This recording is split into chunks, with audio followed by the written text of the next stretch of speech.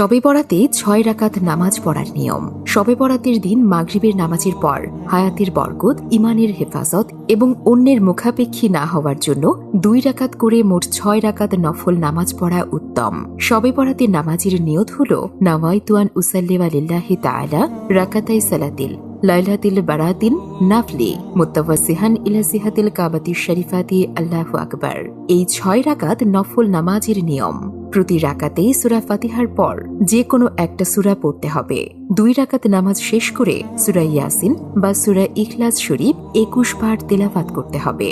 ইয়া আল্লাহ, আমাদের সকলকে পবিত্র শবে বরাতের নামাজ পড়ার তৌফিক দান করুন।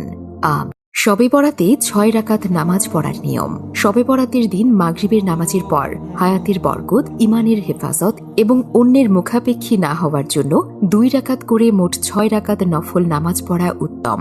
শবে বরাতের নামাজের নিয়ত হল নাওয়াইতু আন উসাল্লি লিল্লাহি তাআলা রাকাতাই সালাতিল লাইলাতিল বারাতিন নাফলি মুতাওয়াসসিহান ইলা জিহাতিল কাবাতিশ শরীফাতি আল্লাহু আকবার। এই ৬ রাকাত নফল নামাজের নিয়ম। প্রতি রাকাতেই সূরা ফাতিহার পর যে কোনো একটা সূরা পড়তে হবে। ২ রাকাত নামাজ শেষ করে সূরা ইয়াসিন বা সূরা ইখলাস শরীফ ২১ বার তেলাওয়াত করতে হবে।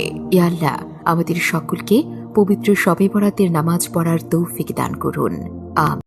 শবে বরাতে ৬ রাকাত নামাজ পড়ার নিয়ম। শবে বরাতের দিন মাগরিবের নামাজের পর হায়াতের বরকত, ইমানের হেফাজত এবং অন্যের মুখাপেক্ষী না হওয়ার জন্য ২ রাকাত করে মোট ৬ রাকাত নফল নামাজ পড়া উত্তম। শবে বরাতের নামাজের নিয়ত হল নাওয়াইতু আন উসাল্লি লিল্লাহি তাআলা রাকাতাই সালাতিল লাইলাতিল বারাতিন নাফলি মুতাওয়াসসিহান ইলা জিহাতিল কাবাতিশ শরীফাতি আল্লাহু আকবার। এই ৬ রাকাত নফল নামাজের নিয়ম। প্রতি রাকাতেই সূরা ফাতিহার পর যে কোনো একটা সূরা পড়তে হবে। ২ রাকাত নামাজ শেষ করে সূরা ইয়াসিন বা সূরা ইখলাস শরীফ ২১ বার তেলাওয়াত করতে হবে। ইয়া আল্লাহ, আমাদের সকলকে পবিত্র শবে বরাতের নামাজ পড়ার তৌফিক দান করুন। আমিন। শবে বরাতে ৬ রাকাত নামাজ পড়ার নিয়ম। শবে বরাতের দিন মাগরিবের নামাজের পর হায়াতের বরকত, ইমানের হেফাজত এবং অন্যের মুখাপেক্ষী না হওয়ার জন্য ২ রাকাত করে মোট ৬ রাকাত নফল নামাজ